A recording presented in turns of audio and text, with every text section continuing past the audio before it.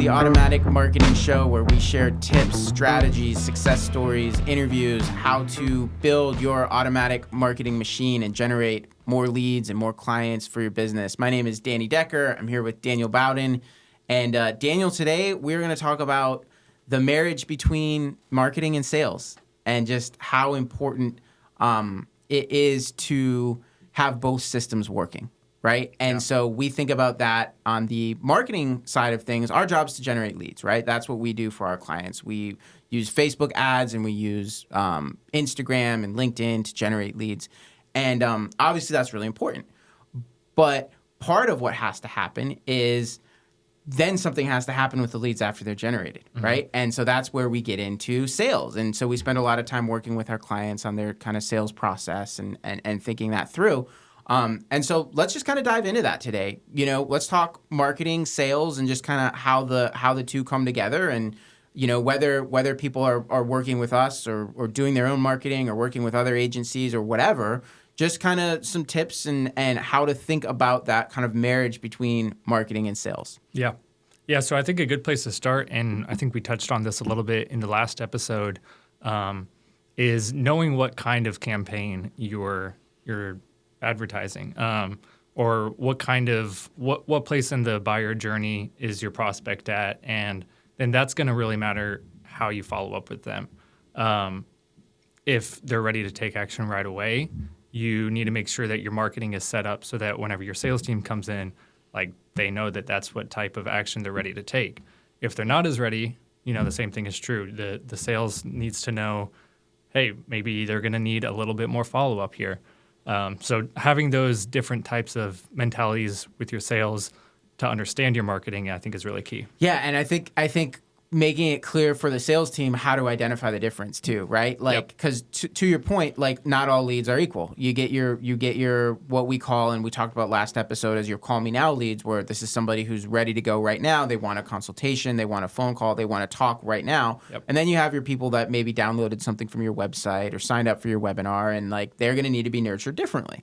And if your sales team can't tell them apart, you know, that's a problem. So let's start there. You know, just using the way we set up our campaigns as an example, like talk about kind of how we structure that so that that the sales team for our clients kind of knows how to respond. Yeah. So the way we set it up is we use a landing page software called Unbounce. And in Unbounce, you know, whenever someone fills out a form on your landing page, you get a notification sent to your sales team, sent to whoever needs to receive that email in order to follow up with them.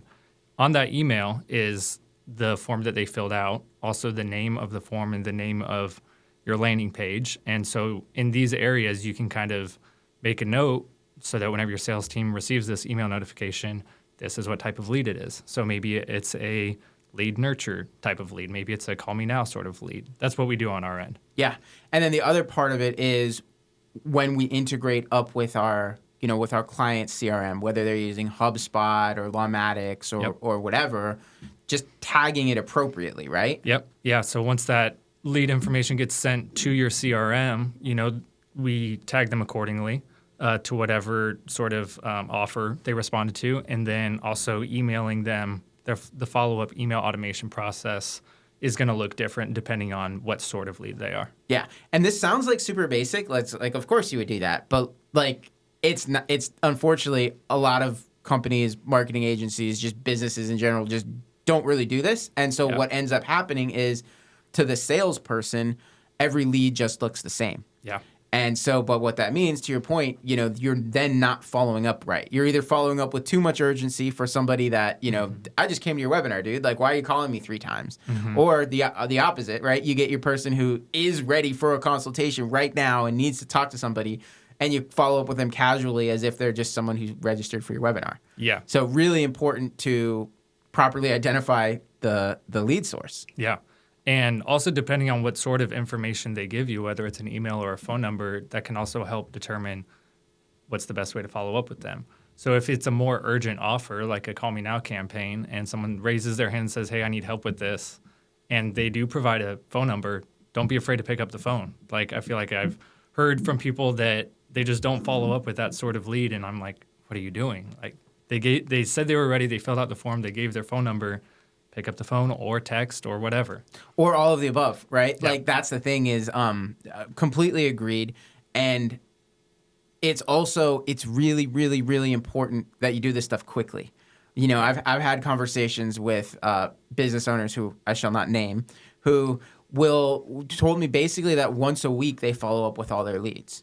It's like, once a week? Are you kidding me? That means that somebody could easily have gone 4, 5, 6 days from the time they filled out your form to the time you follow up with them.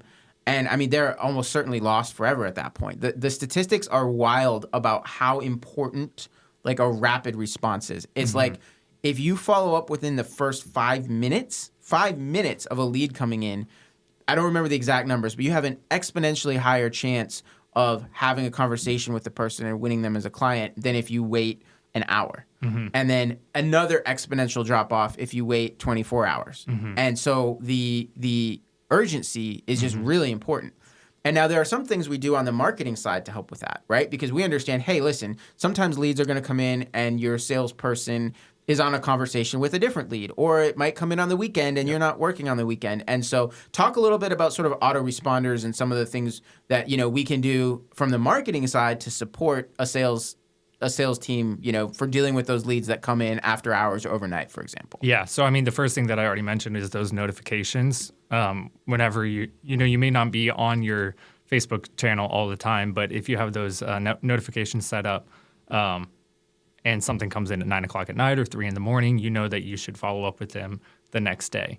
You can also automate your emails out so that, you know, maybe they don't respond to the first one, but the second one or the third one further on down the line, you can still reach out and have that touch point. Yeah. And I think a big part of it for us and what we do with our client campaigns is there's always going to be an instant email response. Yeah. You know, if somebody fills out your form at like 3 a.m., they're still instantly going to get an email response. And it's not just a generic, hey, thank you for contacting us. It's here's what you need to do next. Yeah. Right. Oftentimes for a lot of our clients, the next step is to go ahead and schedule that consultation. And so we'll put a link where they just can click on the link and go ahead and get everything squared away, you know, at 3 a.m. without even ever having talked to a real human, if that's, you know, how it ends up unfolding. Yeah. So that instant response, I think, is super, super important. Yeah. Yeah. And if those people are, you know, one thing we keep in mind is if they're coming to you online, they're probably going to stay with you online. So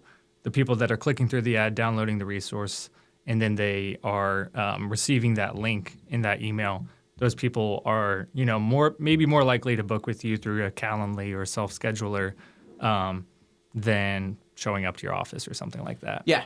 And I think that's a really good point. And I think it's also important to give people options, you know, so that's something we'll always want to do is like, hey, click here to schedule or call this phone number.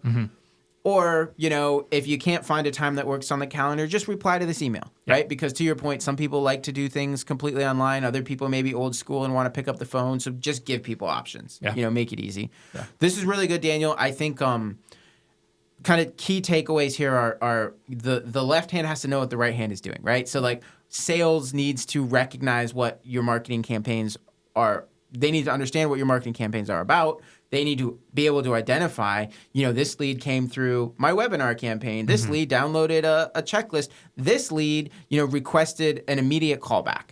And they need to be able to see the difference so that they know how to respond. Yeah, agreed. And on the marketing side, you know, there's a whole lot that, you know, your marketing team and that like we do for our clients and that, you know, your marketing team should do for you in terms of making it easy for sales to identify, you know, those different leads.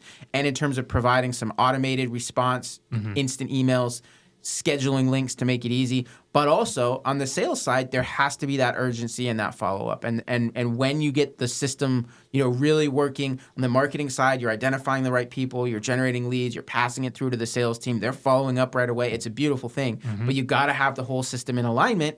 Otherwise, it just doesn't work nearly as well as it could. Yeah, you got to have both. Got to have both. All right, cool. Good stuff. Daniel, thanks for being here. Thank you guys for joining us, and we will see you next week on the Automatic Marketing Show.